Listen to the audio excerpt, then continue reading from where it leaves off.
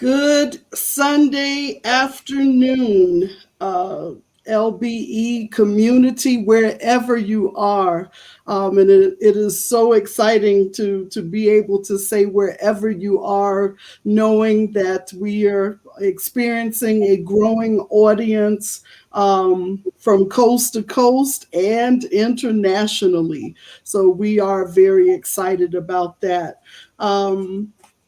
I'm also very excited about today's topic.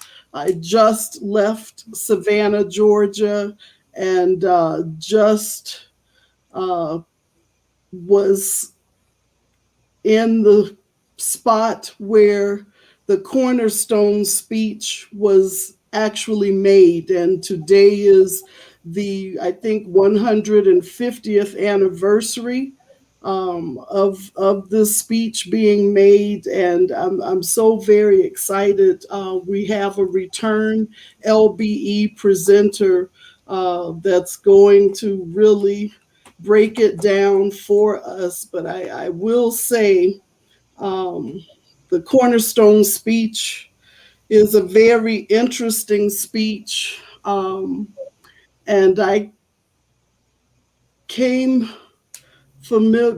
familiar with the Cornerstone speech when I was 14 years old, studying to become Savannah's first Black Girl Scout tour guide for the city of Savannah.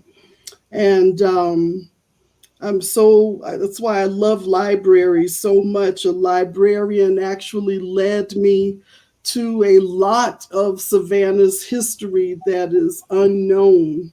And the Cornerstone speech, as we've brought to you in the past, the Weeping Day, these are two historical pieces that are not very well known in Black history or in America's history. So we're very excited today for this topic. Good afternoon, Sister Kara. How are you? Good afternoon. I'm well. Good. I'm so happy to see your face in the place. And LBE community, this is our resident facilitator, Sister Kara House, who always leads us in these wonderful conversations and dialogues with our guest presenters. So thank you, Sister Kara, my baby queen, for being here, and let's go with it. All right. Well, I am pleased to be introducing you to today's presenter, Dr. Frederick W. Gooding, Jr. Dr. Gooding is an associate professor at Texas Christian University's Honors College in Fort Worth, Texas. He critically analyzes race within contemporary society, and his book, American Dream Deferred, Black Federal Workers in Washington, D.C., 1941 through 1981, published in 2018, carefully details the unknown growth and unheralded struggles of Black federal workers in the post-war era. Welcome today, Dr. Gooding.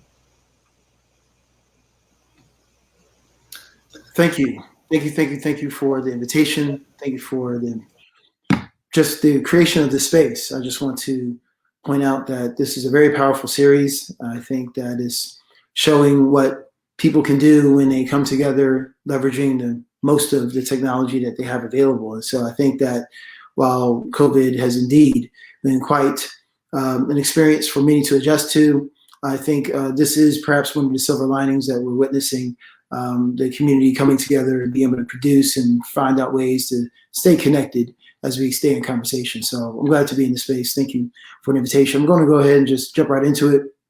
Time is of the essence. I'm going to go ahead and share my screen so no one has to necessarily deal with my curly hair doing whatever it wants to do at the moment. And so we're going to go ahead and get into the program here. And before I begin, I also just need to give a shout out to all my freedom fighters out there in Flagstaff, whether it be Ms. Deb Harris or obviously me, Coral Evans, or even Dr. Ricardo Guthrie over in Ethnic Studies. So many names, but obviously, we're just very appreciative of what people are doing to help other people. I mean, it's just the bottom line. And so enough of me and my curly hair. Hopefully you all are able to see the screen, and it should say Dr. G presents the Cornerstone Speech. So provided that everyone can see this, we're going to just go ahead and move forward. I'm going to set the table, if you would, with a couple of ideas and thoughts, concepts. And after doing so, what we can do is have a little conversation on the back end. But feel free, as the spirit moves you, feel free to throw in questions or comments on the chat. There'll be times where I may ask questions as well. And so we promote this idea of critical thinking and participation. So again, if the spirit moves you, by all means, just let us know and we'll see if we can't get you in. Also, before we go any further, let's be mindful that some of the material we're going to talk about is indeed strong material, right? So we're not talking about how furry teddy bears are or how cuddly, ducklings are, right? We're talking about very sensitive material. It may be difficult for some process. So I just want to give a fair forewarning that, that some of these concepts are indeed historical, but, they're still pieces that, many people may not agree with. And so that's part of the work that we're doing in creating a space to figure out what was problematic and how we might be able to provide solutions moving forward as a community. All right, and so by way of roadmap, 3 simple parts bear in mind when we're talking about this Cornerstone Speech. We're simply going to provide a little bit of context at first. Then we'll talk a little bit more specifically about the content of the speech. And then finally, just this idea of what we need to continue to challenge, right, as in contest. What do we need to continue to contest moving forward now that we know the context and the content of a speech like this, and what does it mean for us moving forward? All right, here we are. This is a picture of the gentleman, or should we say the man, who delivered this speech on March 21st, 1861. It is entitled The Cornerstone Speech, and we'll talk about why in a few moments. But here he is. Here's the gentleman. And again, I use gentleman just generically. Does anyone know his name? Does anyone know his name? Well, if you're looking at your upper left-hand corner, you can read his name, and it says Alexander Stephens. Alexander Hamilton Stephens is his name, okay? And so let's talk a little bit about what was going on at the time when he gave a speech like this that, has the historical weight that it has. So, as mentioned, the Cornerstone Speech was delivered on the 21st of March, 1861. So he chose a beautiful spring day in which to talk about what he's about to talk about. The reason why I believe this speech was selected for this conversation today is because the 2 reasons you see on the screen. When many people refer to this speech or cite it, there are those who say that in many ways it helped start the dawn of outward, expressive, explicit white supremacist thought in America. And also this idea that it may have laid the foundations for America's modern policing system, okay? So just in looking at the calendar in terms of here we are 2021, and just looking at, if anything, the summer of social justice is any indication of where we are as a litmus test. And I mean summer of social justice, I mean last summer in aftermath of the horrible murders of George Floyd and Breonna Taylor, Alexander Jefferson, and so many others. But the idea is that it seems as if some members of our society are still battling this idea of white supremacy, and some members of our society are still battling this idea of policing, right? Not battling policing is in terms of, special victims unit on TV, but just this idea that inadequate policing is at issue, right? When when certain members of our community are under hyper scrutiny or are being over policed, then that is a cause for concern. And so the question is, if these are the issues we're dealing with now, well, where did they originate from? What was the impetus? How did we get here? And so the good thing about history is that it reminds us of our connections. And no one was born in a vacuum. We're all connected to some point prior in time. And so this is what we want to do today, is make some of these connections. So who exactly was Alexander Hamilton Stephens? As you can tell by his picture, he was a frail individual. He actually battled with illness a lot throughout his years. And so I don't know if that has anything to do with anything. I mean, after all, when people aren't feeling well, that can oftentimes impact, the decisions that they make. That being said, he actually rose to become the governor of Georgia. And this is after the Civil War. He actually held that title until his death, right? Which is quite fascinating. So he's one of the individuals who was able to support the Confederacy and yet come out on the other end no worse for wear, right? It wasn't as if he spent the rest of his years in jail for a failed lost cause. No. And if anything, beforehand, the VP CSA, if anyone has an idea for CSA, you're right. CSA stands for the Confederate States of America. So before he was governor of Georgia, and this is after the Civil War had ended, when he was made governor, I believe is in 1882. The idea is that he was vice president of the Confederate States of America. So I don't want to skip past this little detail, right? Because we say oftentimes Civil War, we say, the Union was fighting against the Confederacy, but oftentimes many of us overlook this idea that the Confederacy literally was its own entity. It really was its own sovereign. They had their own capital. They had their own president. Yes, Jefferson Davis, that was his name.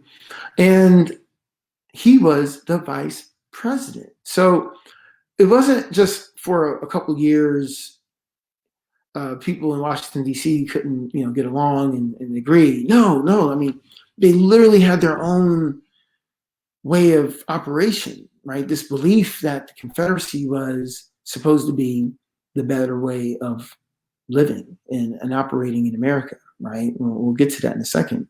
And before he was the vice president in the Confederacy, Confederate States of America, he had built up, a nice reputation as a statesman and orator. He was a lawyer who actually ended up owning 34 slaves at one point in time and ended up owning thousands of acres. And he parlayed that into a couple of, political roles, before, Georgia actually seceded from the Union. He's from Georgia. And he actually was against secession, but he was for slavery. We'll get into it. I guess it's a little complicated. So when we talk about this idea of the Confederate States of America being its own entity, it is another topic maybe for another time. But as you see, here he is on the $20 bill. This idea that they were that serious about creating their own way of life. They really were that serious, right? And so what about then Alexander Hamilton Stephens and the speech? How does this fit in? Well, in terms of the seriousness that so many people approach the Confederacy with, this speech that he gave remember, it's 1861, so it's at the beginning of the incursion, right? I think things are brand new. This was in many ways a rallying point because it put out on the table this justification or rationalization, if you would, for why Blacks were simply not equal in society and therefore should be relegated to this enslaved condition. So the basic premise of this Cornerstone speech was that the natural conditions of blacks was subservience. And this subservience would lay as the foundation of the Confederacy. So if you are a little confused, I think I understand, because let's try this again. Let me try to explain it in a different way. These Southerners or Confederate states believed that their freedom rested upon the enslavement of others. One more time. So again, the freedom of those individuals living in the Confederate States rested upon the enslavement of black bodies. Now, if that doesn't make sense, it's because it doesn't. It's just that simple, right? But I guess we'll unpack this a little bit as we move forward here. And so he delivered a speech actually less than 3 weeks after Lincoln's inauguration, right? 1861 inauguration. So this is early on, and this was in many ways the wind to the sails that so many who supported the Confederacy were looking for as far as justifying their actions moving forward. So here's what I like to do. I like to just pick out a couple passages, because the speech is a little on the long side. Remember back in the day, speeches were actually a form of entertainment, right? I mean, speeches were actually a form of entertainment. So they were quite long oftentimes. And, it was like something to do, to dress up, put on your clothes, go down to town and watch somebody speak. Plus it was communal. Other people would be gathered there, maybe people you haven't seen in a couple of weeks, because, transportation was just different. So, so we're not going to go through line by line of the speech, but we're going to talk about a couple of key passages and see what that means for us. So we're going to talk a little bit about content. Why don't we start with this passage? For those of us who never read the speech before or what have you, you're fine. We can read a couple passages together now. So one key quote I'm going to start with is this. Our new government is referring to, well, let me just read it first and then I'll go back. Our new government is founded upon exactly the opposite ideas. Its foundations are laid, its cornerstone rests upon the great truth that the Negro is not equal to the white man. That slavery, subordination to the superior race is his natural and normal condition. Oh, BKB, where to begin with this one? Well, let me start with the first 3 words, our new government. So, as alluded to earlier, our new government is making reference to the new Confederate system, right?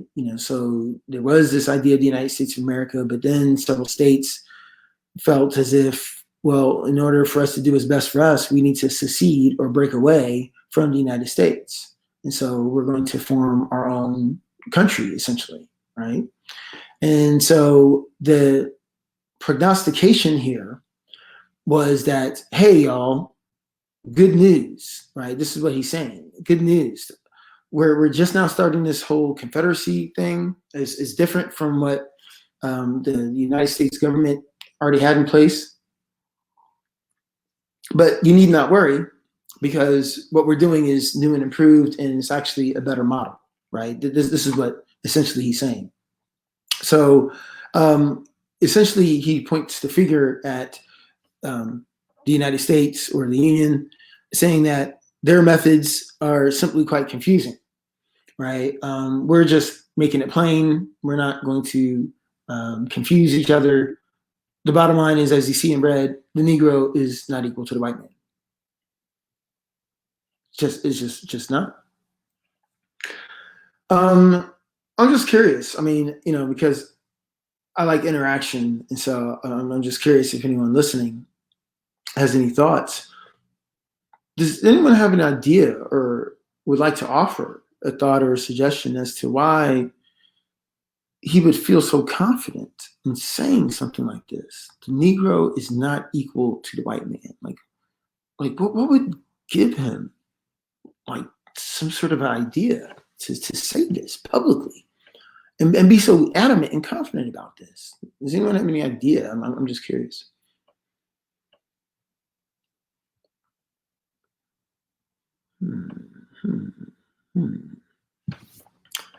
And this is where I would love to just hear from a couple people. Like, here's the thing: when I have my full screen on, I can't see what people are saying. So that's why I escaped out, because he believed that. Okay, let me see. Anybody else anything? Okay, all right. So the question is, why would he believe in something that appears to be inflammatory? Let me see. Is it still sharing? Okay. All right. Well, I think I have an idea.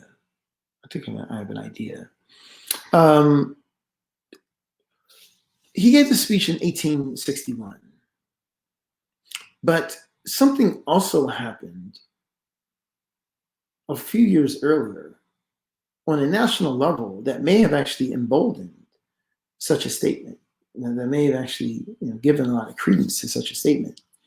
And if you look to the far right in orange, you'll see some gray lettering that says Dred Scott. And Scott was 1887 Supreme Court decision. So what that means is that there is no court higher. I mean, this is it. The United States Supreme Court. I mean, if you lose at that level, you lose. I mean, that's it. There is no appeal. There's no other place to go. Supreme Court. Now, Dred Scott was a case whereby it really contested this idea of freedom. And so he was once enslaved, moved to a free state. And the idea is that, hey, I'm free. The people wanted to contest that and say, in actuality, you're not free.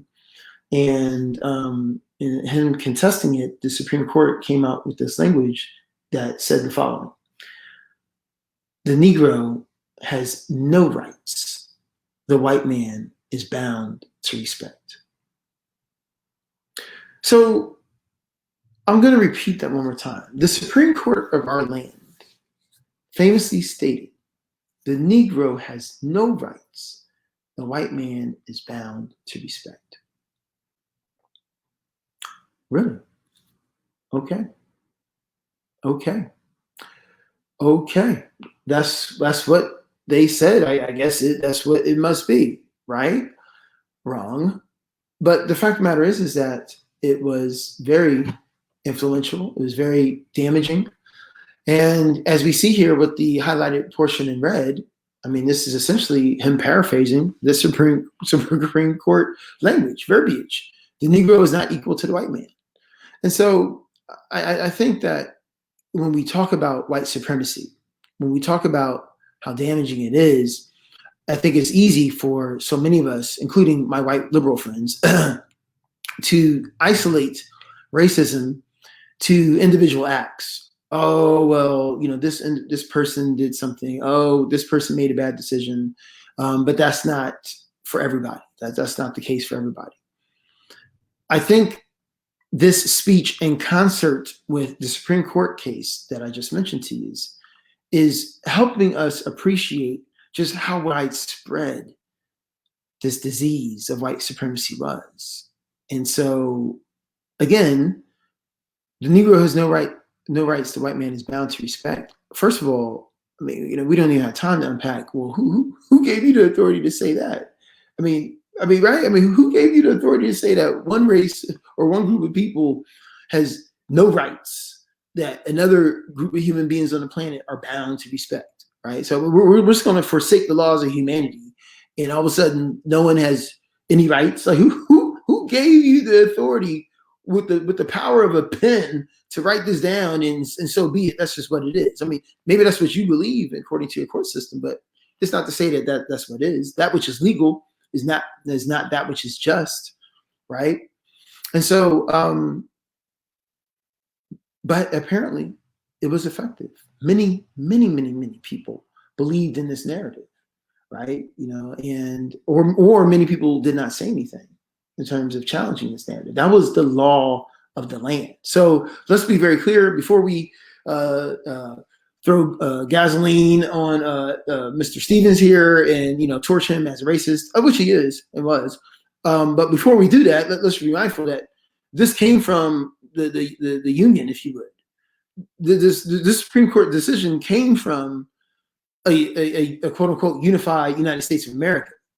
So, I mean, let's not paint with broad brush strokes this idea that everyone who wore blue with gold, was somehow some sort of, Christian saint that believed in the equality of all races.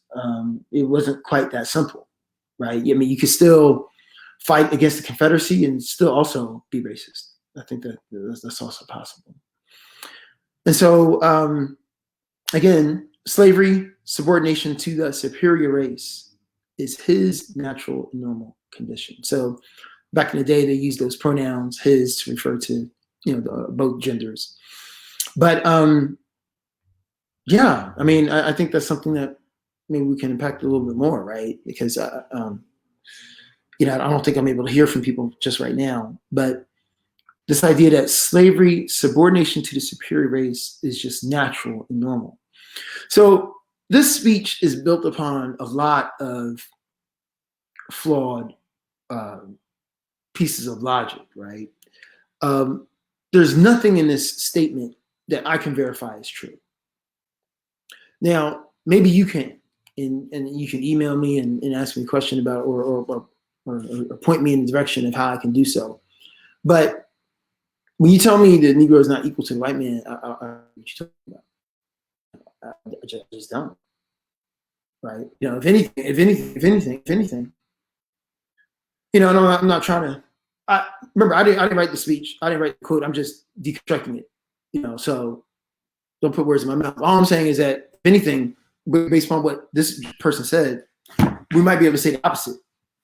Again, I'm not trying to play this game called Pain Olympics or what have you, but if anything, we might be able to say the opposite. Well, what do I mean? Well, what I mean is that when you look at how much African Americans have done with so little, it's utterly amazing.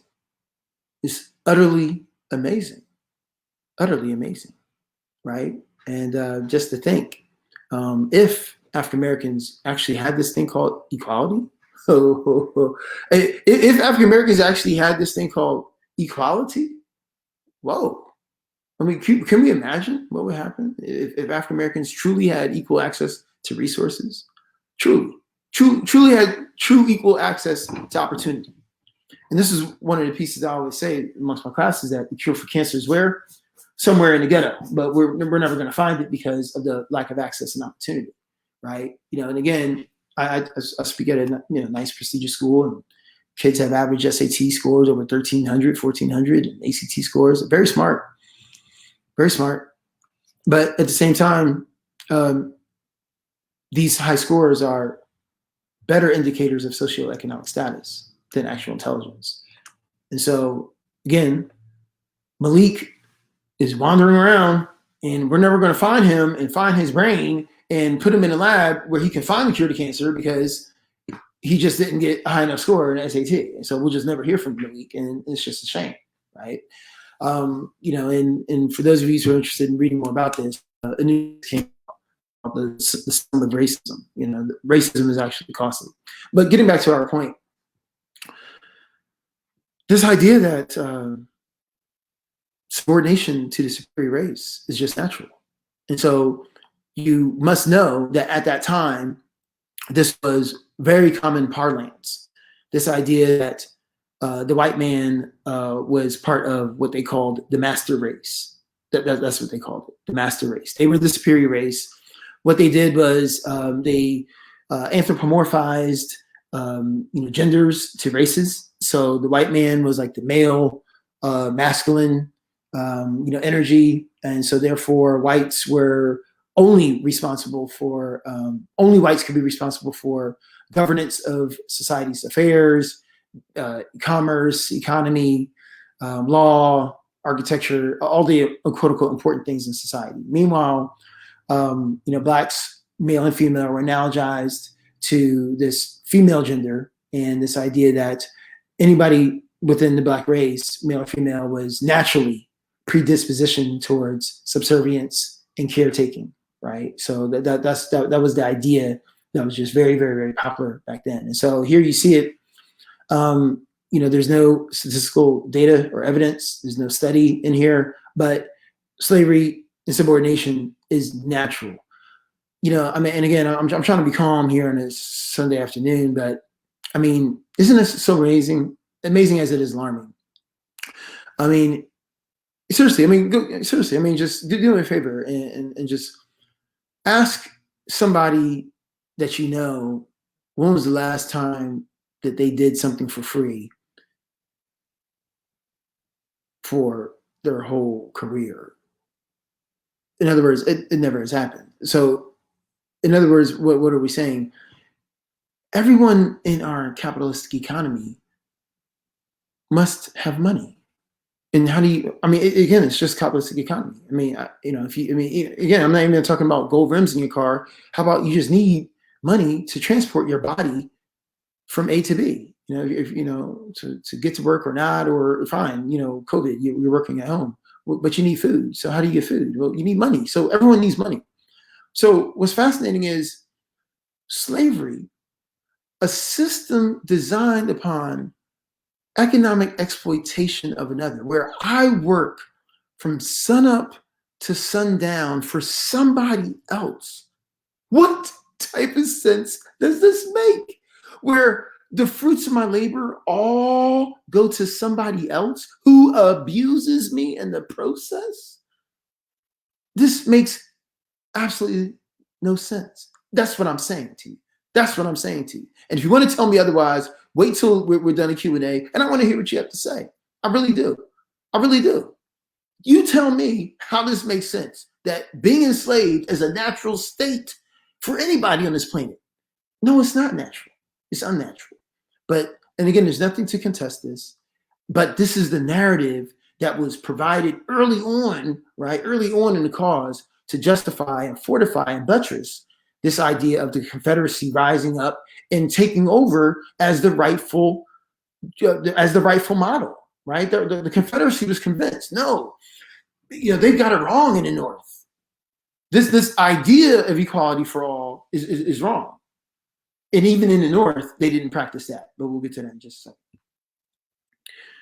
They didn't practice that. Here's the second. They didn't practice that in the North because even when we look at the original Constitution, even if the South hadn't seceded, we still have this little problem here, whereby people of color, more so, obviously Black, Indigenous people of color, but we're talking about African Americans right now, were just simply not written into the original founding documents as equal.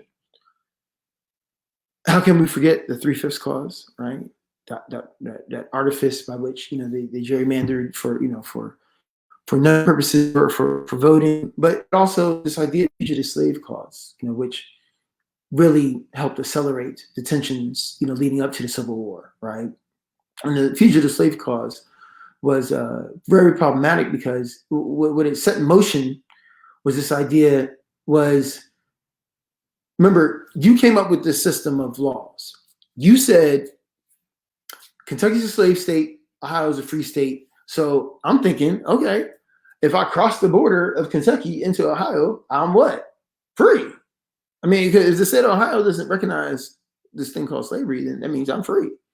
And fugitive slave clause essentially meant that, if you're Black, then you are forever doomed. That's essentially what had happened, because that meant I could change my condition from being enslaved to being free, right? So I can move from a slave state to a free state. I could change my condition, but in actuality, it didn't change the recognition.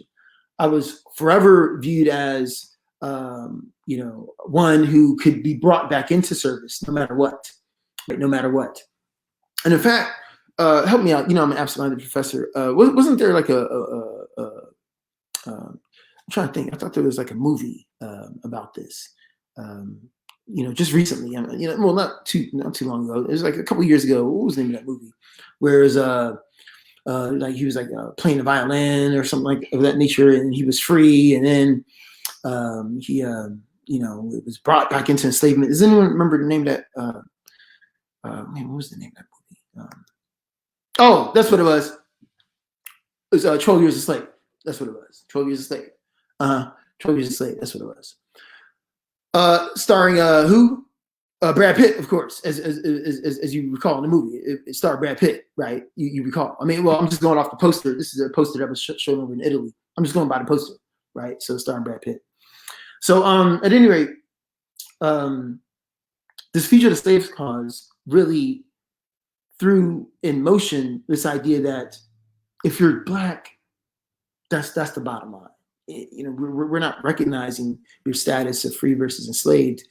You're Black, and that's just the problem. And so think about how this, also fed into some of the problematic patterns in early policing, right? Especially when slave patrols were hired by private individual citizens to recapture their quote unquote property, which is in actuality restricting the physical freedoms of another individual, right? As promised, right? According to the Constitution.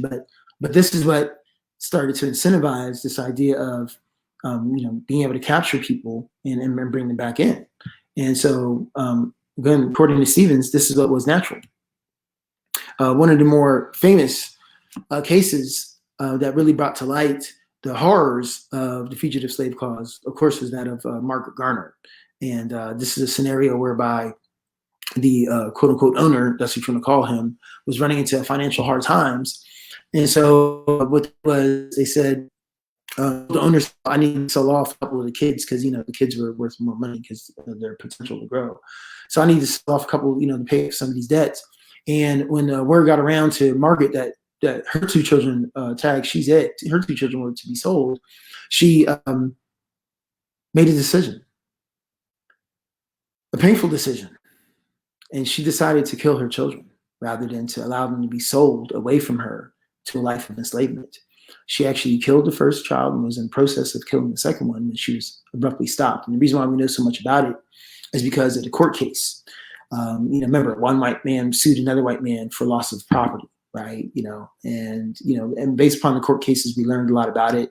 And it was optioned into a book, as you all know, by Toni Morrison, as far as Beloved is concerned, and that was made into a book, movie, but the book is better, y'all. But again, the Fugitive Slave Clause, this is the type of pandemonium that's taking place as far as people running around and not really knowing, what's what, okay? And so moving along to another passage, Stevens was saying, well, this is part of the problem, right? You're confusing people. You're saying that, they're free in this state, they're enslaved in that state, you're confusing people. So they, meaning, the Northerners, rested upon the assumption of the equality of races. This was an error. It was a sandy foundation, and the government built upon it fell when the storm came and the wind blew. So he's saying that this is the problem. No one can figure it out. No one's being consistent. All this waffling and going back and forth over who has rights and doesn't have rights. This is what's distracting us. We need to stay right. He's telling us the new Constitution, meaning for the Confederacy, has put at rest forever all the agitating questions relating to our peculiar institution. Peculiar institution is shorthand for enslavement, right? And mind you, they call it slavery. I and many other historians are actively looking to use the verb enslave because it reminds us that there's action taking place. Use the action verb. So I really am trying to be better about not using the word slaves, just like I say phone, book, table, desk, like it's some sort of inanimate object, a noun. No. My African ancestors didn't enslave themselves. No, they were enslaved, right? They were enslaved, right? Not all white people. Oh, okay. How about they were enslaved in a system that governed enslavement? That's the problem. That's the problem, right? So not every white individual owned people. They were too expensive, but everyone lived and operated within an enslaved society. That much we do know, okay? And so peculiar institution, they came up with all these shorthands, so on one level, you're so big and bold about, you believe in, master race and superior enslavement, but then at the same time you want to be cute in how you describe it. So peculiar institution is their euphemism. So let me start again. The new Constitution has put at rest, meaning the new Constitution for the Confederate States of America, has put at rest forever all the agitating questions relating to our peculiar institution, African slavery as it exists among us. Again, they're not referring to my Native American brothers and sisters, but they said African slavery is the proper status in our form of civilization. Whew. Okay. Wow. Where to unpack? So isn't this amazing? Is it alarming that your version of civilization, like your version of civilized, includes and incorporates the most barbaric, savage, horrendous, inhumane treatment ever documented. Again, the Holocaust for my Jewish brothers and sisters was foul. Absolutely foul. And so it is still difficult for us to comprehend the horrors and the ravages of what happened in Germany. And we have the benefit of some of these sites still being physically around for us to look at and inspect, like such as Auschwitz. I've been to Auschwitz, I've been to Dachau, Germany, and it's, still so bizarre to look at these ovens and to think that bodies were placed in these ovens, or to look at the fake shower heads and the idea that gas, deadly gas was emitted, and you see the train car, and then the idea of people being pointed in one direction to the death or not, or imminent death, shall we say. It is still difficult. It's still so bizarre. I mean, can we even deign or dare to imagine for a quarter of a millennia, from 1619 to 1865, the Holocaust of African enslavement? I mean, where do we even begin? Where do we even begin? And this is what you call civilization? This is what you call civilization. The torture, the rape, the murder, the mutilation. This is what you include as civilization.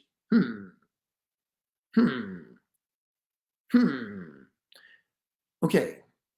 I mean, and I think it's still a live question, because for those of us who unfortunately did our deal with the devil and watched The Bachelor finale last Monday, we saw that part of the controversy was the final winner of this show, if you want to call it winner, was Rachel Kirkconnell. She's a white female from Georgia. And apparently the deal breaker in her relationship with Matt James, the first ever Black Bachelor, he's of mixed race, but still, was this idea that she attended some sort of party or function at a plantation. She was dressed up. It was like a Southern ball. I don't know what was going on. I didn't get invited, of course. But this idea that was a civilization gone with the wind. And again, you can look up the actual words to Gone with the Wind, but that's where the movie gets its title from. This idea that it was an era of cavaliers, and when the ladies were fair, and the Negroes were enslaved and doing all the work for you. That was civilization, right? That was civilization, right?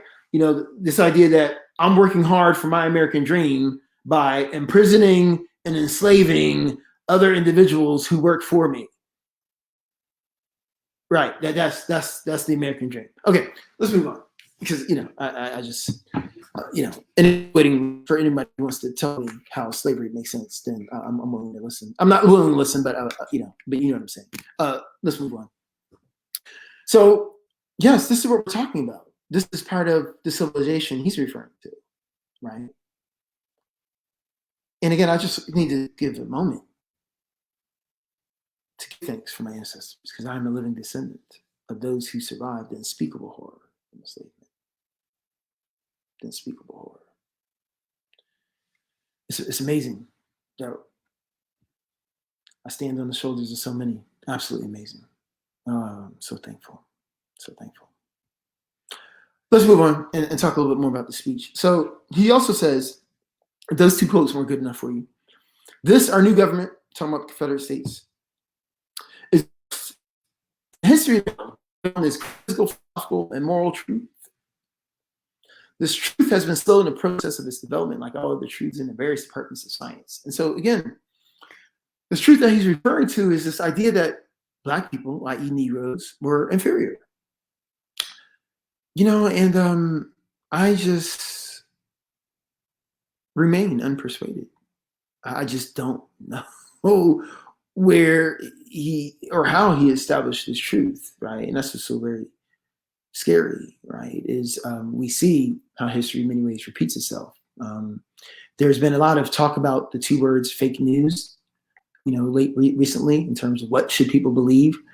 Well, in so many ways, I don't know if our dilemma has changed, right? I mean, we have more news outlets and more sources of information, whether it be somebody tweeting something or whether it just be more news channels online and podcasts and things of this nature.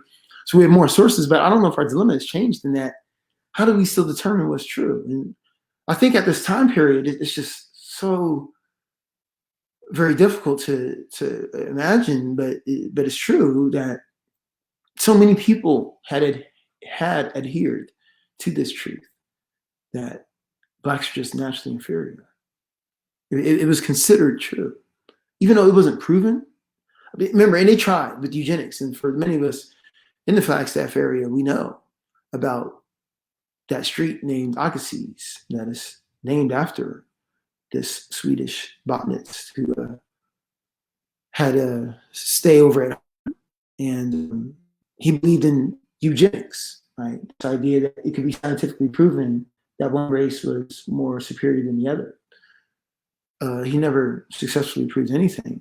But when you talk about the sacred peaks, one of them perhaps being renamed Agassiz, because when the peaks were discovered, when they were rediscovered, they were renamed. But I am proud to say that through the advocacy of several strong, strident NAU students, along with the mentorship and leadership of Ms. Bernadine Lewis, who you heard from at the beginning, the Agassiz room at NAU's campus was changed. There's a room on campus named after Agassiz, but we still have some work to do. I believe there's a scholarship in the order of $2,000, if anyone's listening, by the forestry department, something of that nature. But money's involved. There's a donation. We can't change the name. Okay. People can often do what they want when it's important enough. So I'll let you all talk about what you want to do on that. But the bottom line is the truth was uncontested and was largely digested and was largely accepted. This idea that just Blacks are just inferior. So speaking of contest, here's where things maybe get a little more interesting in terms of this conversation.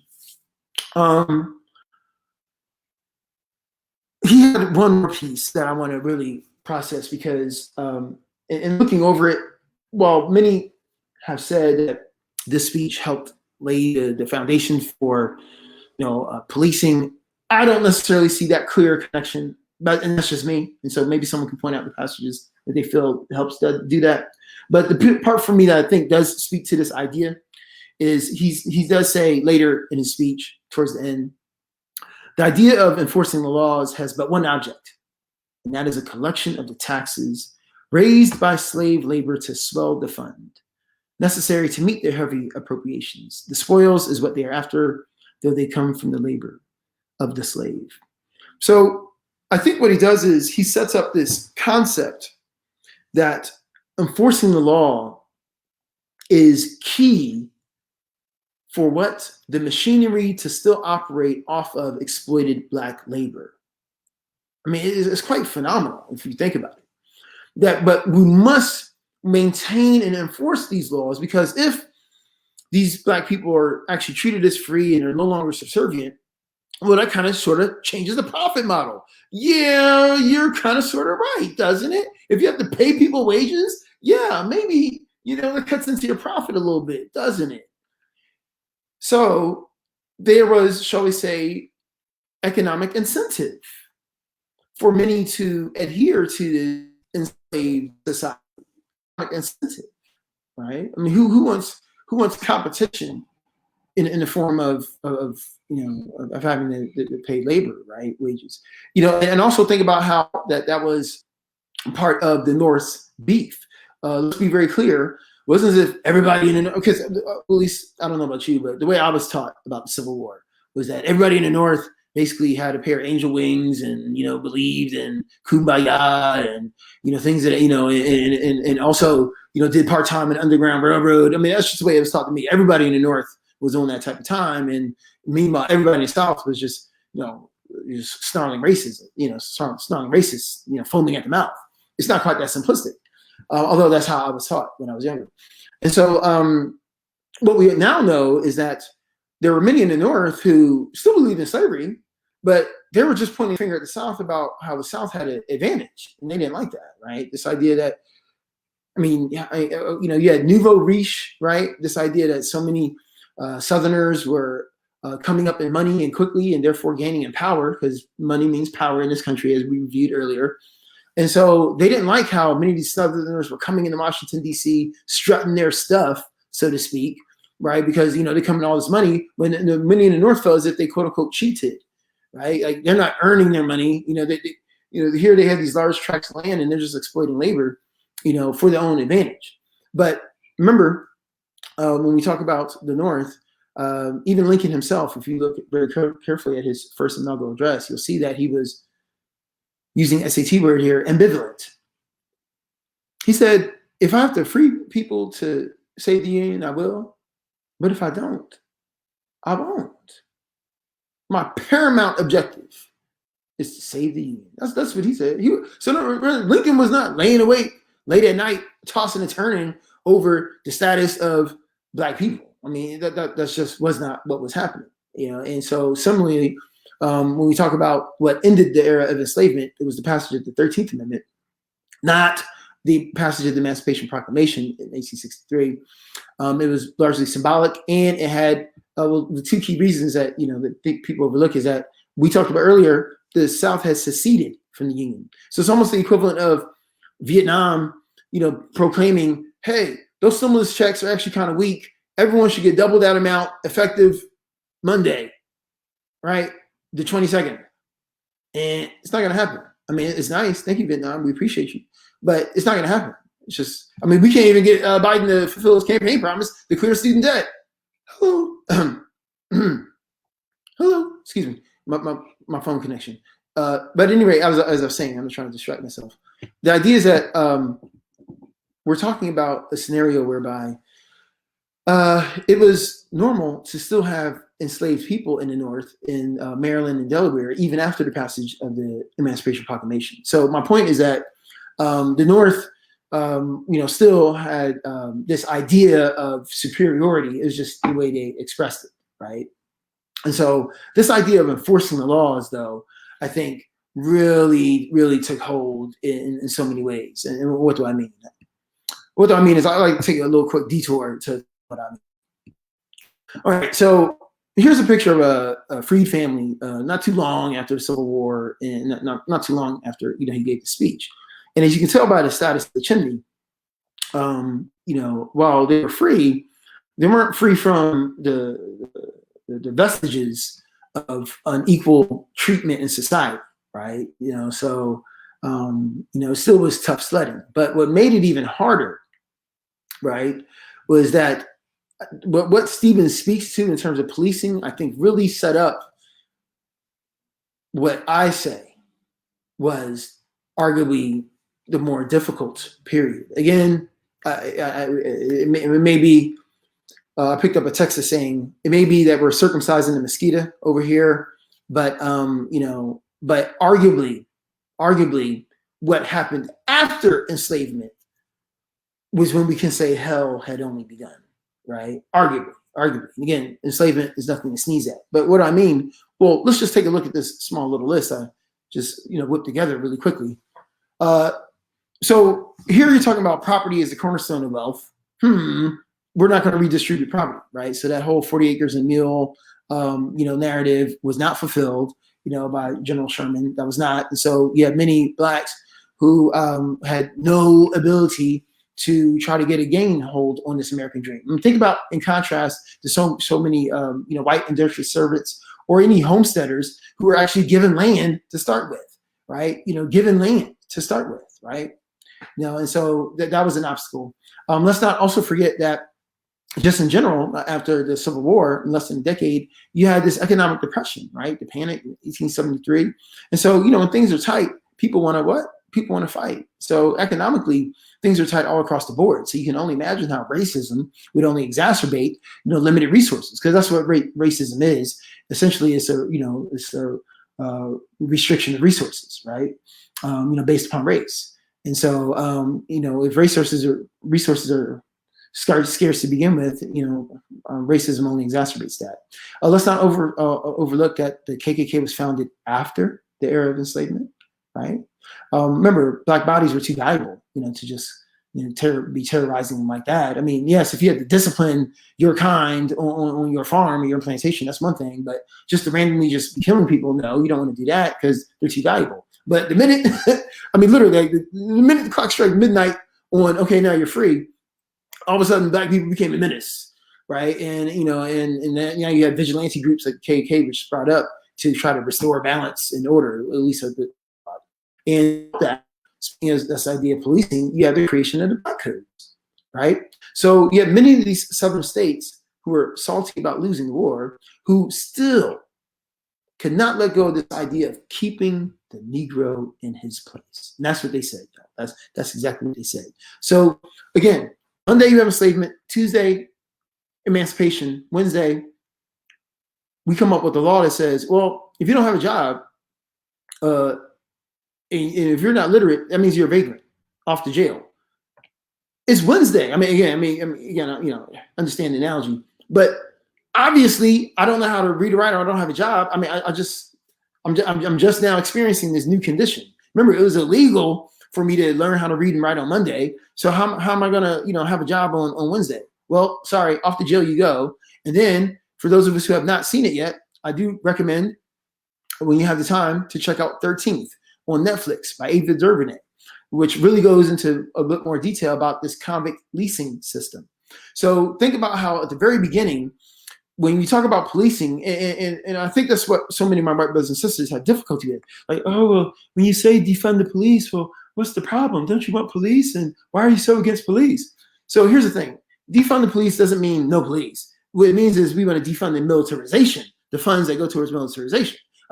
Listen, if my car stereo is gone after we're done with this, I'm upset, and I'm calling the police myself, right? I don't care who did it, whether they're black, white, or purple, they got to pay.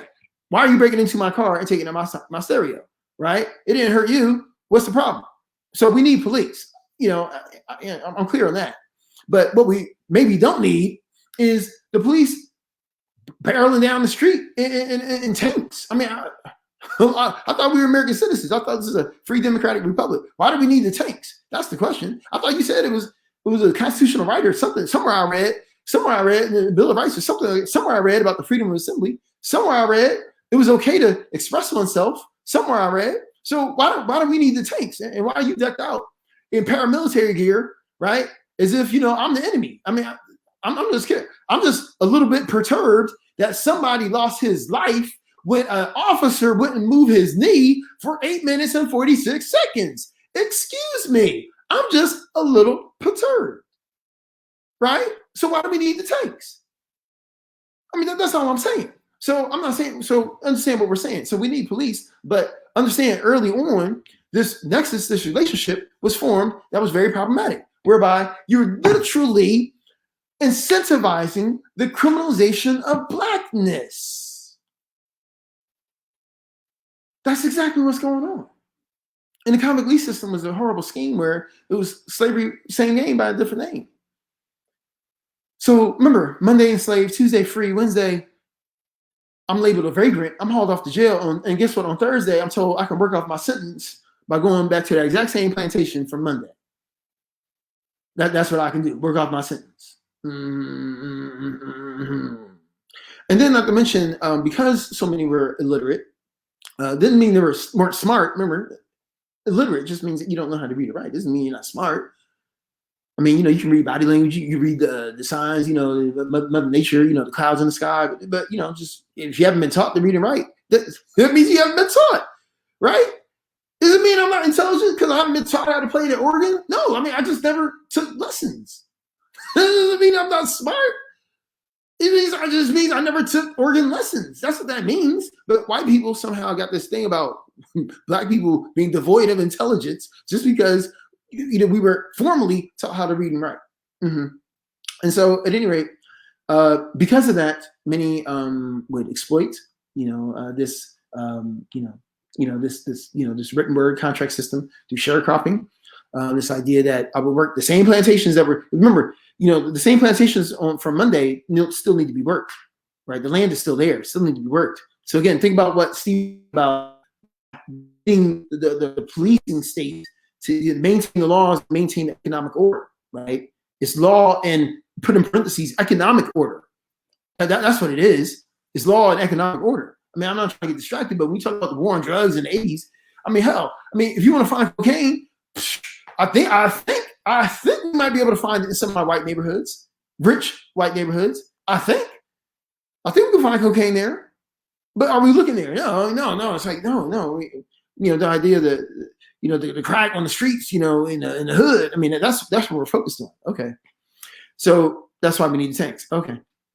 So at any rate, the sharecropping system, and not to mention just the rise of Southern violence and vigilantism, just remember the KKK weren't the only group people getting in on it.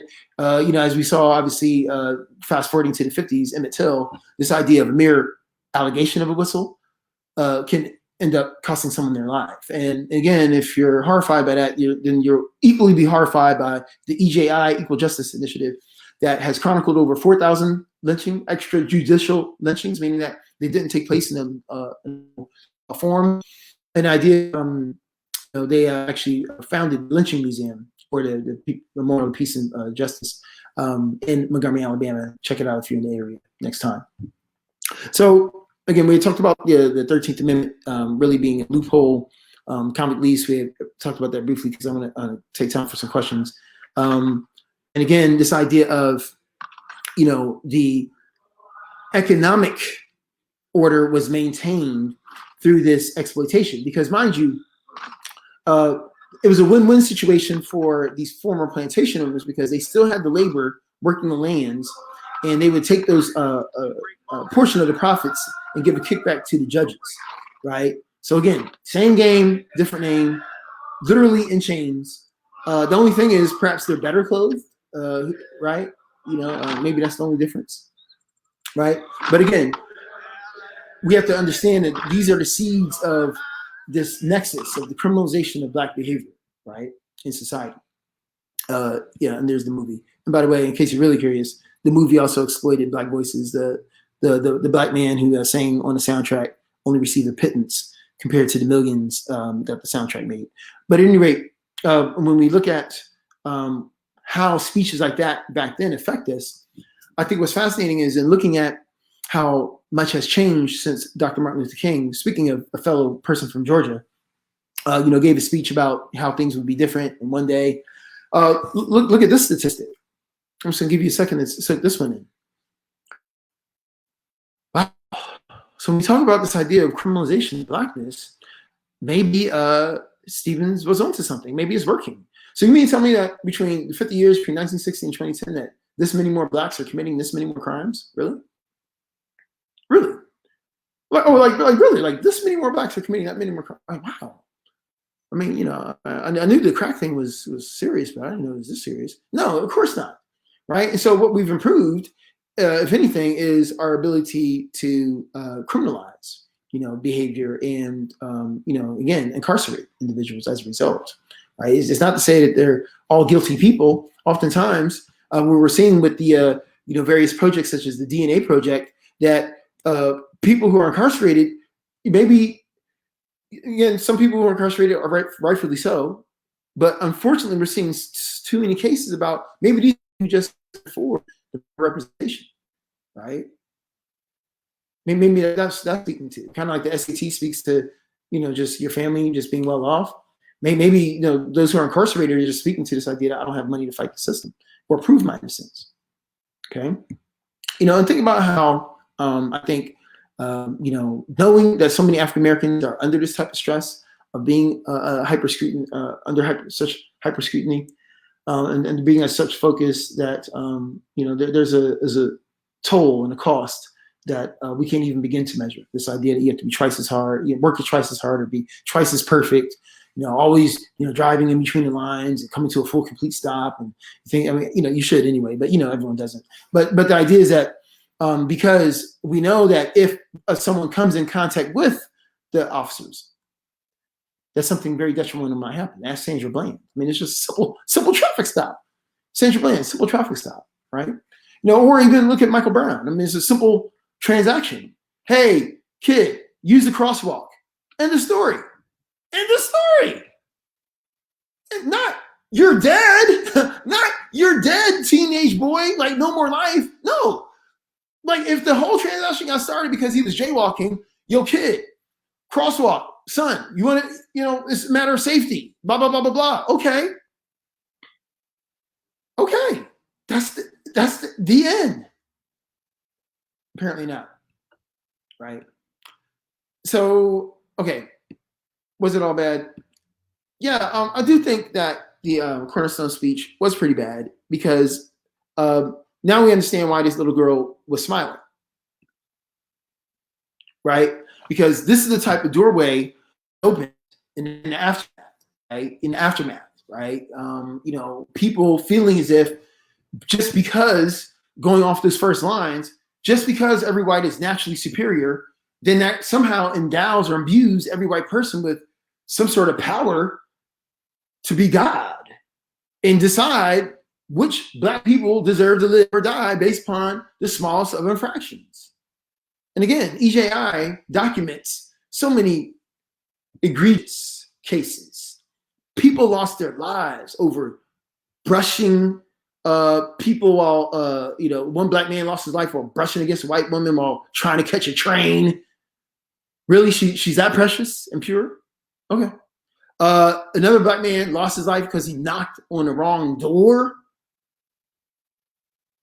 Now we're just not even being logical. Remember, you're the master race, but yet you're so offended or you're so threatened because I knocked on the wrong door? Okay. And again, I guess what does this say? Well, this is a lynching of Harry Smith. They say is one of the most well-attended lynchings, in that 19,000 people turned out. Right. I think that's more than how many people can fit inside the walk-up dome, Sky Dome, for basketball or football. So, but you're the master race. Why does it take this many people to maintain law and order? I don't get it. Not to mention the idea of, just postcards being sent, meaning that this was a part of, and literally part and parcel of the U.S. Postal Service. Think about how federal agents of your government are delivering mail depicting murder, right? And where everyone's getting away with it. Think of it in that respect, not just from not even from the macabre aspect of wish you were here, like, okay, well, why are you sending me a postcard to my wish you were here? But just this idea that how the federal government is complicit in that. And I think, again, this is all stemming from this idea that was set at the very beginning of, we're very clear on the inferiority of blacks. And once you're able to subscribe to this idea, I think it makes things easier, I think. Because you all tell me, but I'm finding it very difficult to find logical reasons as to why after, I don't know, 2 minutes and 46 seconds, bro, you're on his neck. He just couldn't simply respond to the human command telling somebody that there's another human under distress. Handcuffed and unarmed, by the way, let's not forget those details. So what is it that's in your mind where after 3 minutes and 46 seconds, after 4 minutes and 46 seconds, after 5 minutes, you're still going, or you just have to maintain your position? He literally was stuck on the point. And, and it's like, well, why? And I think what I'm suggesting to you is when you look at this Cornerstone speech, that narrative was really put out there and it went viral, right? Back in the day, it went viral. And in many ways, I mean, it's just one of those deals that I think has not been fully put back inside of Pandora's box. Okay. And that leads us to other manifestations, such as this idea of even today, there's is what's still, when you talk about contest, what's still being contested, is this idea of masculinity, and to what degree, Black males in particular can express themselves, and Black women can express themselves, right? Without fearing any type of castigation, right? So again, all this raw power and emotion is just great. If it's on the basketball court, that's where, I'll let you roar is, it's louder than King Kong, that's great. That's awesome. But then the minute you throw on a t-shirt that says Black Lives Matter, time out, shut up and dribble, right? Now it's time for you to shut up and dribble, right? And so again, I mean, I'm just going off of what he said. He said, many governments have been founded upon the principle of subordination and serfdom of certain classes of the same race. Such were and are a violation of nature's laws. So here's what he's saying. What he's saying is that when you're dividing up people of the same race, it doesn't make any sense. I kind of sort of agree with the brother, except he only meant the white race. I guess I was thinking, excuse me, but I guess I was thinking humans, right? Why arbitrarily divide people to human race? But no, but he was thinking white race. So having people of the same race, white race, battle one another, he said doesn't make sense, right? So I'll continue. With us, all the white race, however high or low, rich or poor, are equal in the eye of law.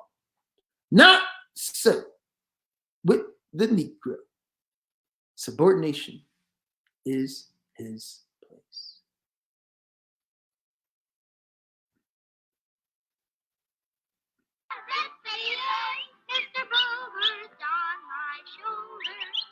It's the truth. It's satisfaction. Yep.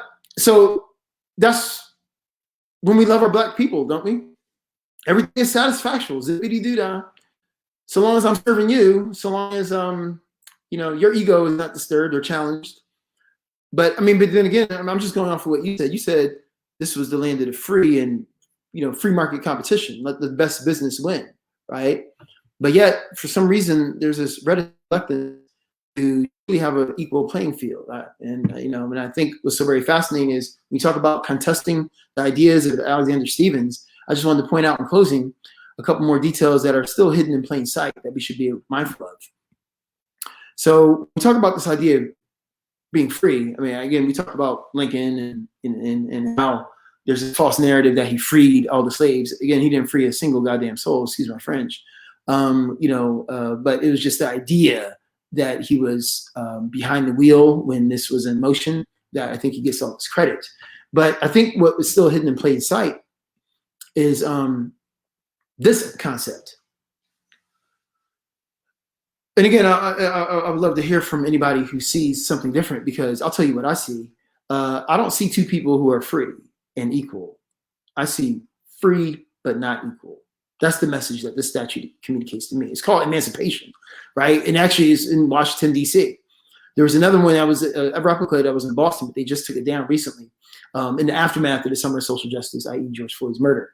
But this one is still standing in D.C. And again, where do you want to start? We can talk about posture. One person is standing erect, hand over. When's the last time you had somebody put their hand over your head? You know what I'm saying? Another person kneeling, not even sitting, but kneeling. One person partially clothed, the other person fully clothed, and double-breasted. One person in chains, the other person not. The list goes on, right? Free but not equal. The Black man's not even making eye contact, because you know how that goes. You can't challenge the master race and look the white man in the eye. Ooh, please, don't do that. Don't do that. Don't do that. Free, but still here. And it's fascinating, speaking of statutes and the power of statute, I just reflect on other statute. You may not recognize it, but it's the former statute of Joe Paterno. Who's Joe Paterno? Joe Paterno is apparently one of the most winningest college football coaches, 704 wins. He was a former coach of Penn State University. And that sounds familiar. Yes, Penn State has been in the news, unfortunately, for some ignominious reasons, and that's because July 22nd, 2012, one of their long-term assistant coaches, Jerry Sandusky, was convicted of child molestation, several counts. He still denies it, but the evidence is pretty clear that he was wrong. What's my point? My point is that if you don't know anything about college football, if you don't know anything about college sports, if you don't know anything about Penn State, what you should know is that Joe Paterno has been a significant factor in the elevation and the profile of Penn State University nationally. And I'm trying to be funny or rude, but there are many people who would not know Penn State University were not for Penn State football. And when you look at the amount of revenue that they generated in terms of applications and television contracts, it is quite substantial in terms of what football has meant. But what's fascinating is less than 30 days after Jerry Sandusky was convicted, they took down Joe Paterno's statue. They took it down. I mean, I don't know, y'all. This is kind of like if there's a statue of Jesus over in Israel and they took it down, why would you take down Joe Paterno's statue? Well, they did because they no longer wanted to be affiliated with this image of child molestation. So my question to you is, as we land the plane here is, when we talk about this idea of white supremacy and the natural subordination of the Negro, in this Cornerstone Speech, I wonder if a statue like this is still standing. This is the one in Boston that was most recently taken down. But I wonder if the statue is still standing because the narrative it symbolizes still exists. That was a detour back to our regularly scheduled programming. There are a couple statutes of Stevens, after all, still in existence. There's one in A.H. Stevens State Park in Georgia, and 1,177 refers to the number of acres that the state park has. So you're talking about state park, over 1,000 acres, named after Stevens. And there's a statue in front of his home interpretive center on the state park, right? As in public taxpayer funds, state park. And sometimes state parks can apply for federal funds for maintenance and upkeep. So it's possible that some of your tax dollars have actually gone to the maintenance of a statue, of Stevens, despite what he said earlier that we talked about. But at the very least, we know for sure, if that's tenuous, we know for sure that he is one of the two statutes that the state of Georgia submitted to the National Statutory Hall, the statute collection at the U.S. Capitol. So if you decide to storm the Capitol, haha, just kidding, because most of us can't even get past security. But if you were to storm the Capitol, right? If you were to storm the Capitol, I'm not saying you would, but if you were to storm the Capitol, you would be able to find this on your way while meandering around, doing whatever lawlessness you would want to do. But the idea is that you would find a statute of Alexander Hamilton Stevens as representing Georgia, right? As representing Georgia. Crawford Long was the other one, right? So still there. Statesman, author, patriot. I'm afraid of nothing on the earth, above the earth, beneath the earth, except to do wrong. Wait, let me think about that. The quote says, I'm afraid of nothing on the earth, above the earth, beneath the earth, except to do wrong. Let me see here. He's afraid of... Okay, I'm gonna have to think about that quote a little bit, y'all. I'm having difficult. I'm just trying to be honest and let you know I'm having difficulty processing what he's saying. I'm just having difficulty. So my closing thoughts of this, y'all. I don't know if he started white supremacy. I think it was kind of sort of there, ever since 1619, to even, get to this point to where you have people willing to fight for the Confederacy. Because, while many say it wasn't about slavery, it was a factor, and that's a fact, a significant factor. But I just think that we need to remain vigilant. I think a speech like this, it's not to commemorate the speech or anything of that nature. No, he was just another human being passing through on the planet, so we don't want to overesteem him. But at the same time, I think these words just remind us about the ongoing battles that are still taking place, right? On your lower right-hand corner, And the last thing I'll say is that logo, Maria Montessori. That's a Montessori school out in Utah. And they made the news recently because why? They decided, the parents, you remember it's a private school, it's in Utah, and so think about your Black population, but still, there are a couple of Utah Jazz players walking around somewhere, so it's not all white. But the idea is that the parents decided to opt out of Black History Month. I don't know about you, but as a historian, my professional opinion is that it is difficult, if not impossible, to tell the American story without invoking and incorporating African American history. It is absolutely impossible. So the idea that some of us can decide to opt out, while others of us have to go with the history as it's taught, I think tells you something about the ongoing battles that are still taking place.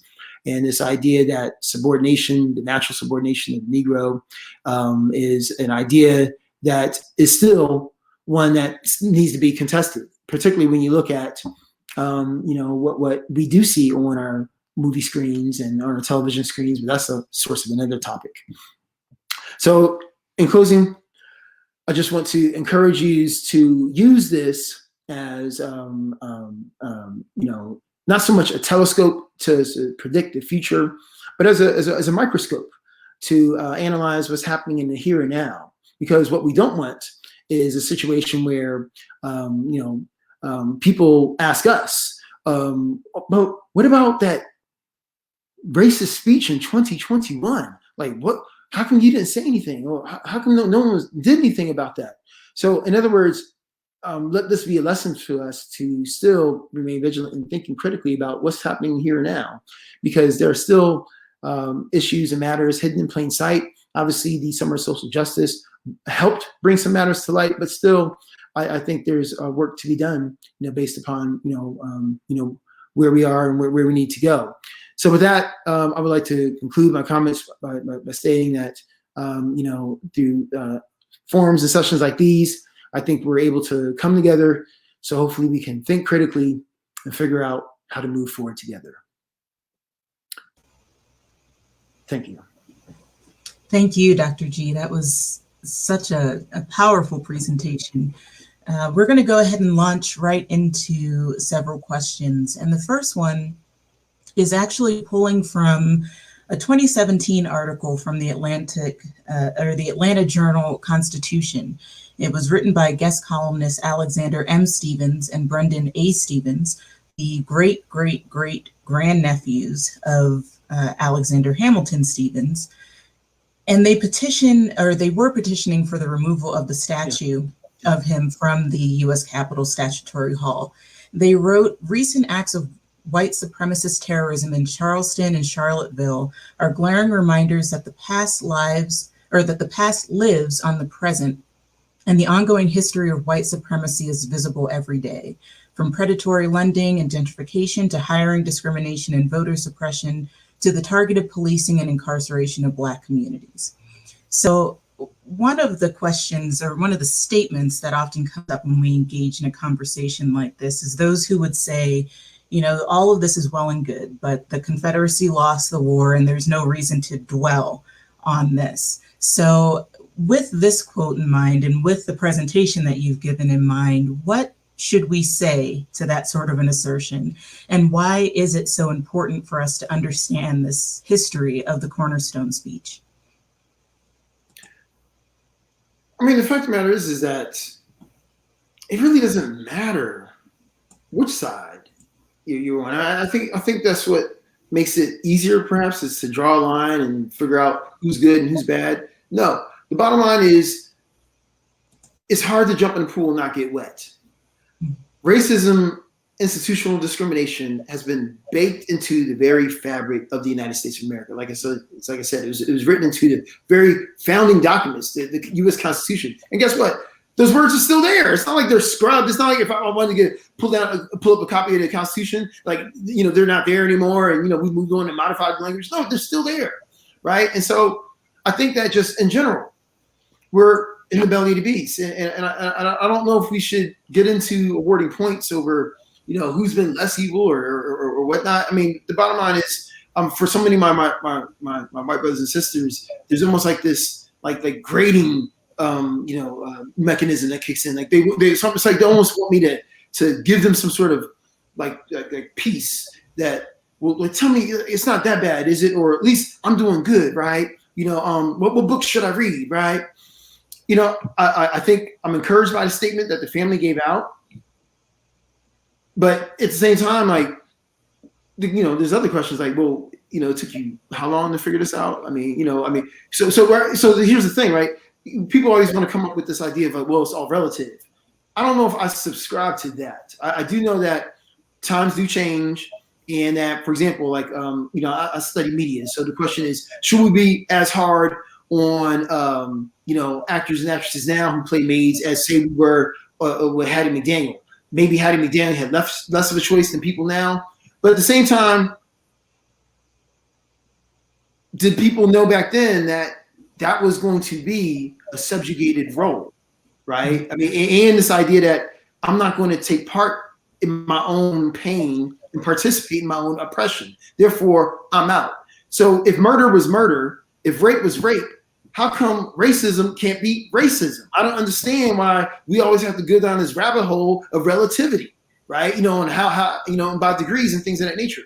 So, for me, it's just two wings of the same bird. I want to talk about that really quickly, about just that, the way that we tend to think about white supremacy and racism. One of the questions that you pointed to in your presentation was what gave the Supreme Court in the Dred Scott case, what gave the founding fathers, et cetera, the right to declare that the Negro or the Black race was inferior and had no rights in this country.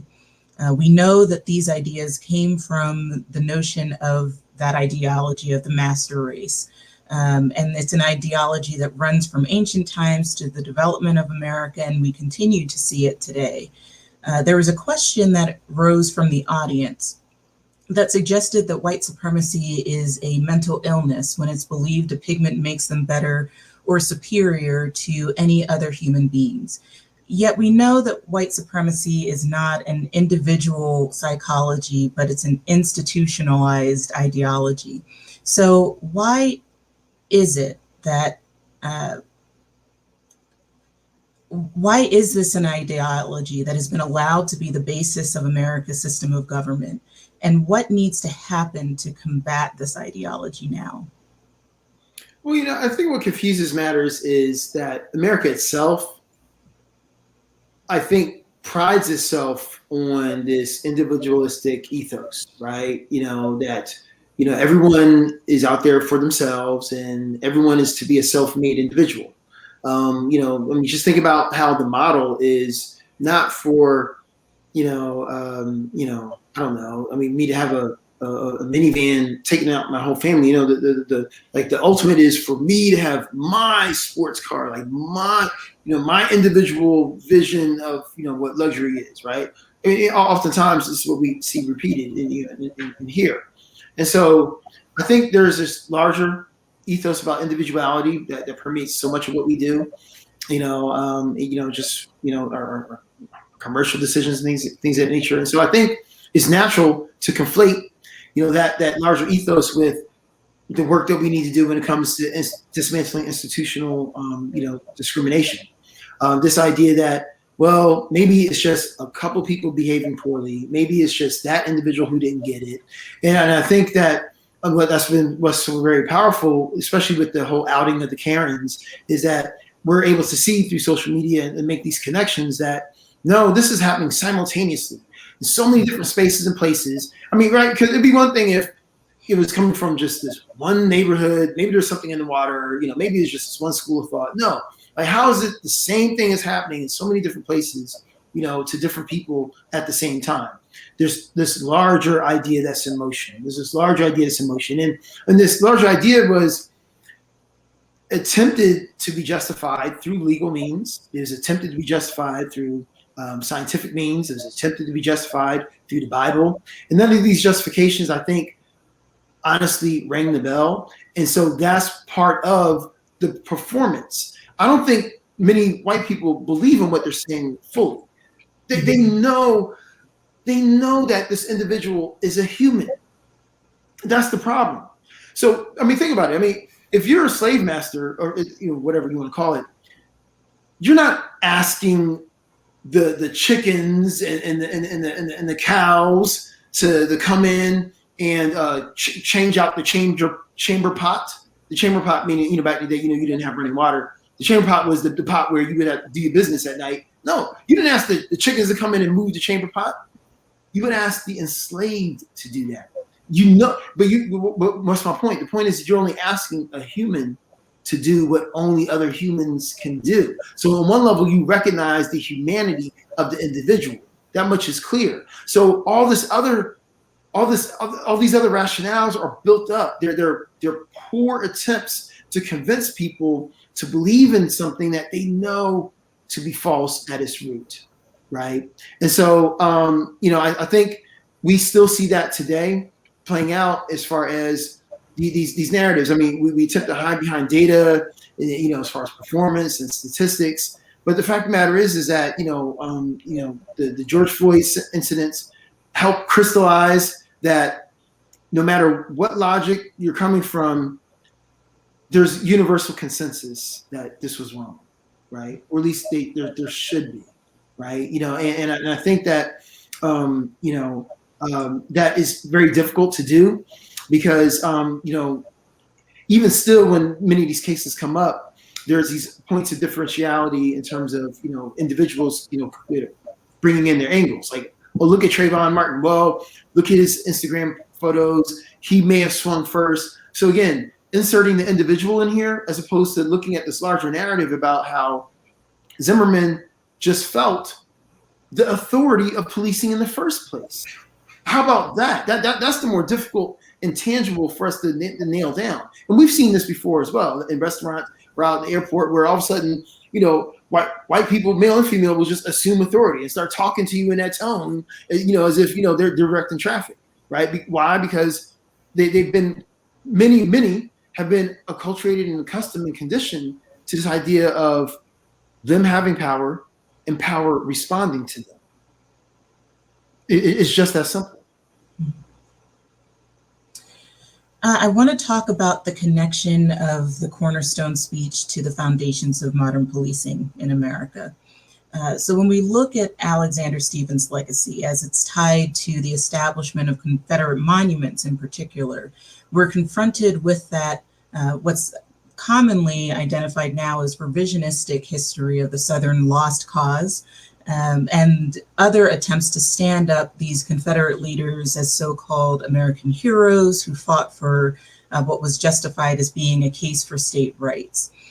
But isn't it true that these statues and these figureheads of the Confederacy really represent an entrenchment of Jim Crow era regimes as reminders of white supremacy and that legacy of white supremacy? I would say yes and, right? Because, I mean, in many ways, the statutes receive disproportionate amount of attention. We can focus on a statute that was put up in the town square because a lot of things have to happen in order for a statute to get put up in terms of the fundraising and us agreeing to put up a statute. So, yes, I agree with you that they clearly are symbols of this idea of power and control. Who has the power to decide what's important enough for us in the first place? I mean, did you decide that Confederate monument? Did I? No, I wasn't consulted. Neither were you. But it was put up and the funds were found. Obviously, in the aftermath, the United Daughters of Confederacy, this was part of their strategy to use their connections through the schools, through education, to plant these narratives and seeds that, if anything, the South was victimized. We're just fighting for our American way of life. And like you said, like states' rights. I mean, think about how that narrative cropped up again during the civil rights era. A century later, this idea like, no, it's not that we're against Black people. It's just we're against the federal government trying to come in and tell us what to do, right? States' rights. And we still end up at the same place. But the thing is, so we're able to focus on the statute, of a Confederate, former, Vice President of Confederacy. Okay, great. But I mean, I don't know. I mean, but what about I mean, there's other monuments as well that we often, like overlook. Like I'm just thinking of a company such as, you're familiar with the Aunt Jemima pancake brand? Yep. Mm-hmm. Okay, so what's fascinating is they changed their name, by the way, recently. Yeah, in honor, and I think it's called the Paper or something, Mill Company or something. But they changed the name. So, but here's what I'm getting at. So while we're focusing on statutes, we're missing out on how a company like this can merely change its name and still continue to be in business. If you look at their box, they will tell you we were in business since 1889. What was happening in 1889? The aftermath of failed Reconstruction. You're talking about where, again, everything that I outlined in that list, all these things are happening to Black people. Black people are suffering hell, right? And you're exploiting the Black woman's likeness, exploiting, first of all, there's talk about the family still trying to get reparations, exploiting the actual recipe, right? So then all we do is in the aftermath of George Floyd, where, George Floyd, okay, well, no one could argue George Floyd. In the aftermath of that, you just change the name of the company. The money's still going to the same place. I mean, how many generations of families were fed on that money based upon that premise of exploitation, right? So I think in many ways the statutes are easier for us to focus on because they're singular. It's within our realm of power. What's more difficult is to dismantle many of these corporations that are testaments to this idea of supremacy and exploitation. I mean, many of our universities, our older ones. Georgetown, came out recently with the idea of 272. Even the University of Virginia is, they're now coming out and starting to be a little bit more forthcoming about how enslaved labor was used in the construction of buildings, right? How ironic. They're building the actual infrastructure by which any human could obtain an education through, but they were restricted from obtaining the benefits and the fruits of their direct labor only because they were kissed by the sun. Clearly, they had enough intellectual ability and acuity to figure out the math behind how to stack those bricks. Right. You understand? They had enough math and science for that, but not enough math and science to actually take a class on architecture, even though they were architects themselves. Okay. So what I'm saying is yes, and if we focus only on the statutes, we might still miss out. Yeah. So when we look at the connections between the Cornerstone Speech, the establishment of white supremacist rule, the fight for slavery, the entrenchment of Jim Crow policies in American systems of government, all of those things, how does that relate to the establishment of policing in America? And how do we see those systems reinforced or maintained today, beyond some of what you just shared? Well, that's the piece, is that how all these pieces are so very much interrelated and they work hand in hand, right? So when you talk about the foundational philosophical thought that just A, there's a master race, and B, Blacks are inferior. Well, how do we figure that out? Well, no, sorry, you're just Black and you're inferior. Let's just move on. We're not going to figure out how we got here. We're just going to move on. So you're inferior. So once you have that as the foundation, then you're able to create a economic system based upon exploitation. And then when that ends, all you're able to do is just shift, right? So again, when I talk about sharecropping, when I talk about the convict leasing system, it was still the same game, but just a different name. We just shifted the method and manner. The beautiful, evil genius about sharecropping was that now I'm working harder on the same tract of land. You know why? Because I own it. I'm still in debt. Because remember, you had to give me the seed, you had to give me the horses and cows so I could actually turn a profit. And every year I magically come up short because I'm illiterate. I can't, But so I'm still, if anything, I'm working the same plot of land, but harder. Mm-hmm. Because now I have a individual profit incentive. So when you look at all these pieces in terms of, and that's why for me it's so very important to look at, the root cause. I think we're going to end up in the exact same space. When we talk about policing, how it's changed over years, first it was people on horseback literally capturing you, saying that, you're a runaway slave. No, I'm not. I'm a violinist. No, you're a runaway slave. Come back with us. we go from that to, now we're take something like, the NFL, where, there's this hyper scrutiny whereby the minute you say anything or do anything that's outside of company policy, we can cut you, right? And they're different, of course, in that, an NFL player is getting paid, presumptively more money, but still not as much money compared to the owner. Let's be very clear about that. The labor is still exploited based, and not to mention the sacrificing of the physical body, but just this idea that any little thing that you do is technically, like, what you're doing at 2 a.m. is actually within the province of the NFL owner. If you think about this, right? Here, we envy these players, like, oh, they have all this money and get this, that, and a third. Actually, no, you're actually more free than they are, because what they do at 2 a.m. in the morning concerns all of us. It's still the owner's business. If they get caught out there, and if there's a bad Instagram feed or say something in this part, they have to pay for that, right? So in many ways, that's policing. That is policing still. I mean, it's a social aspect. Maybe there's an economic consequence, but that's still policing. It still dovetails and stems to this larger idea of who's superior and who's not, who has power, who does not, who has control, and who does not. And so when you go down through the line, in terms of, whether 100-to-1 sentencing ratio or, stop and frisk policies in New York, all these are designed with this flavor in mind, right? These are not policies that are designed with a multiplicity of voices in the room who value one another.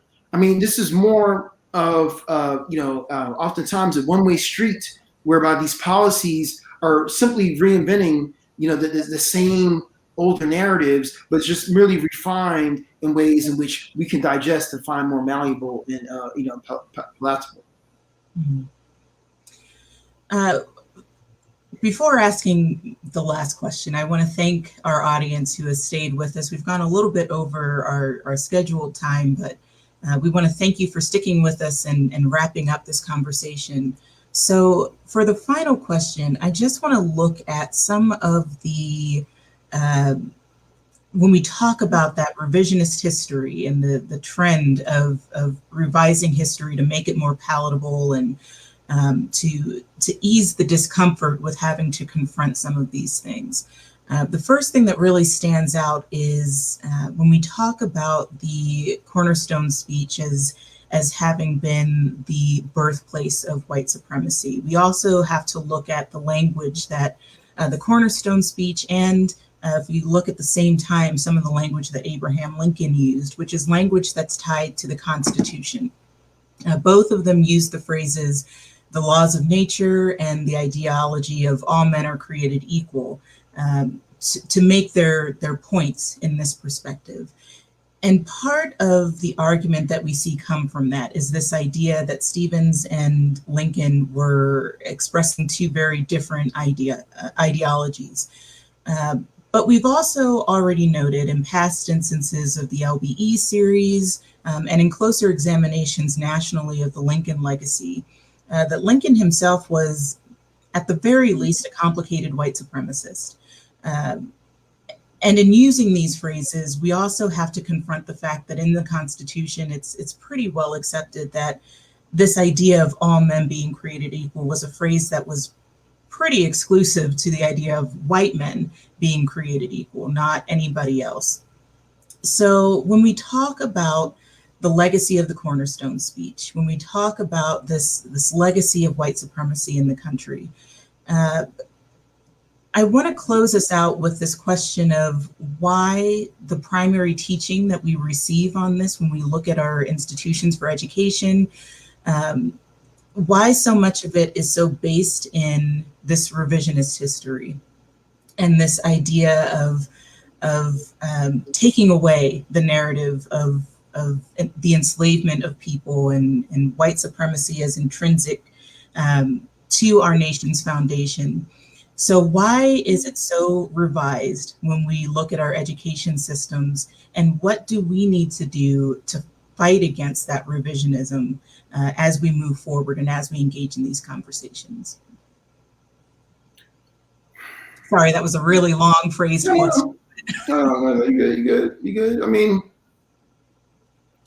I appreciate the question. I mean, it shows that we need more time and spaces like these where people like yourself are investing so much time and energy into asking the right questions, so that we can stimulate ourselves and finding answers.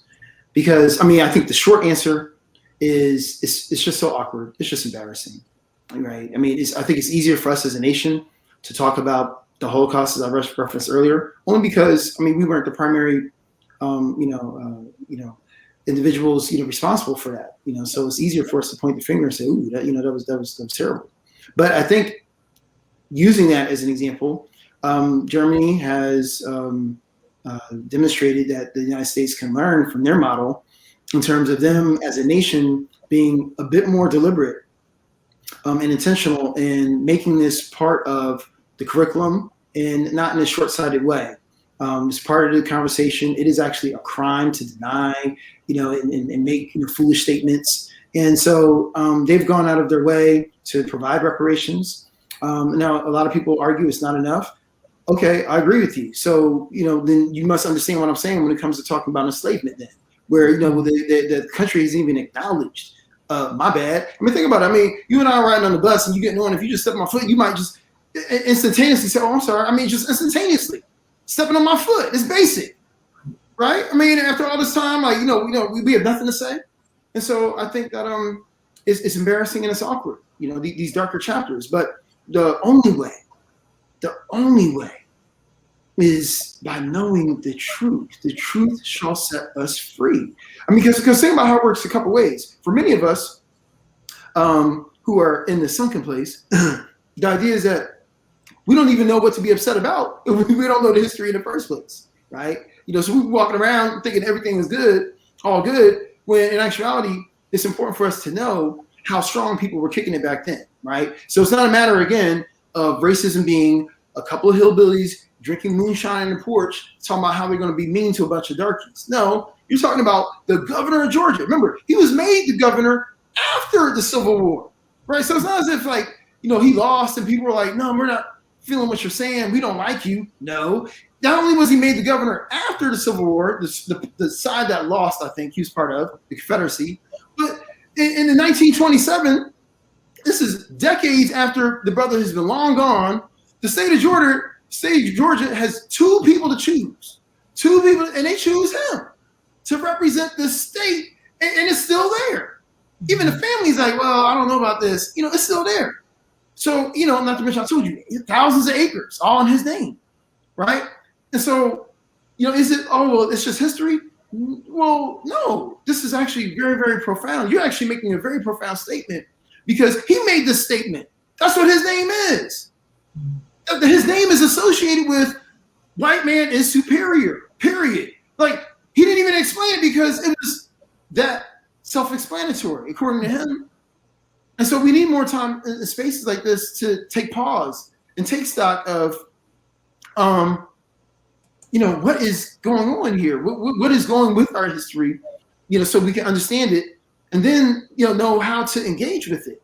I don't want to hear anymore that when it comes to African American experience, that it's too painful, it's too dark. No, we can talk about the Holocaust, and I'm not trying to compare. I'm just using examples.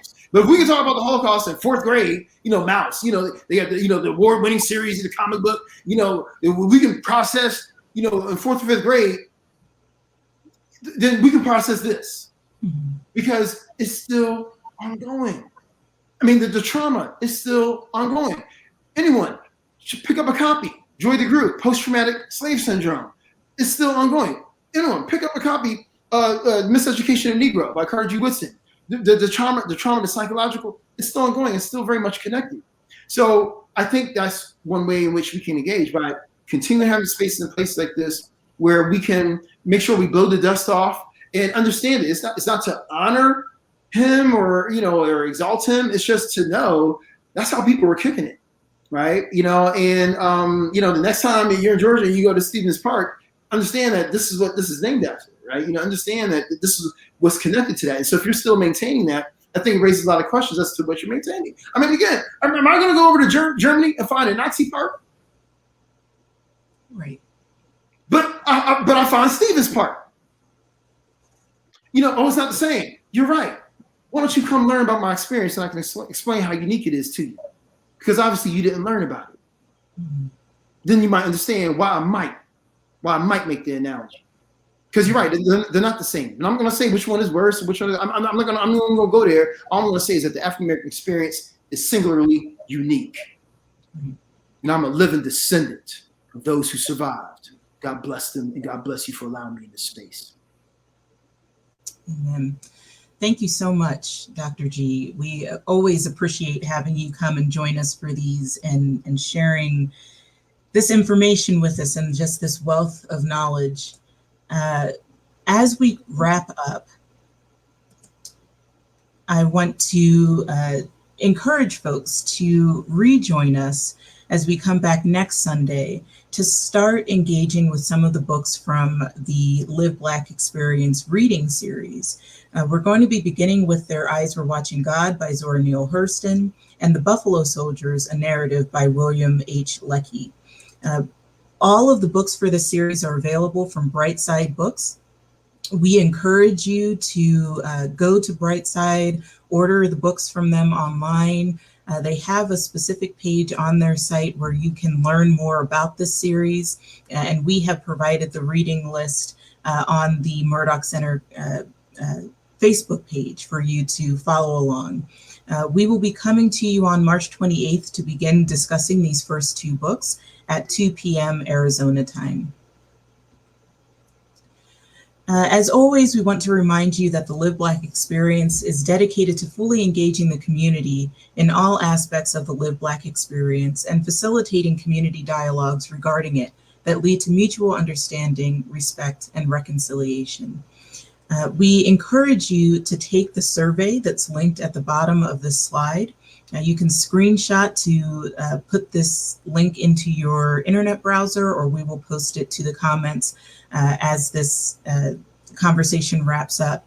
But by taking a few minutes to complete the survey, what you're doing is you're helping us to continue to provide the community with relevant and timely programming. So we look forward to continuing to engage with you in these conversations, and we look forward to your feedback on this survey. If you enjoy the programming that's being brought to you by the Murdoch Community Center, we also ask you to consider helping us to continue the work with a monetary donation. The Southside Community Association is our financial partner. It is a nonprofit 501c3 organization, which means that your donations are tax deductible. You can do so, you can give a monetary donation by going to the link below or scanning the QR code. And we thank you in advance for any of the support that you're willing to offer for the continuation of this series. As we wrap up today, again, I want to thank everyone for joining us for this conversation. We want to thank Dr. G again so much for not only diving into the topic of the Cornerstone Speech, but giving us so much historical context, giving us a broader picture, and engaging us in ways that I think go beyond even what we are so used to hearing when it comes to this conversation, and uncovering some of the hidden truths or the often forgotten truths that have framed the framework of our country and continue to frame the narrative for our engagement with American democracy and the American story today. Ms. Bernadine, did you want to wrap us up? Yes, today was truly, truly, truly amazing. As we come to the end of this broadcast about the Cornerstone Speech, about white supremacy, about racism, it's not an easy topic, and that's why we always like to say that we do these broadcasts to enlighten, to inform, and to educate, not to point fingers or to stir up strife. But we have to have these hard conversations in order to bring about change.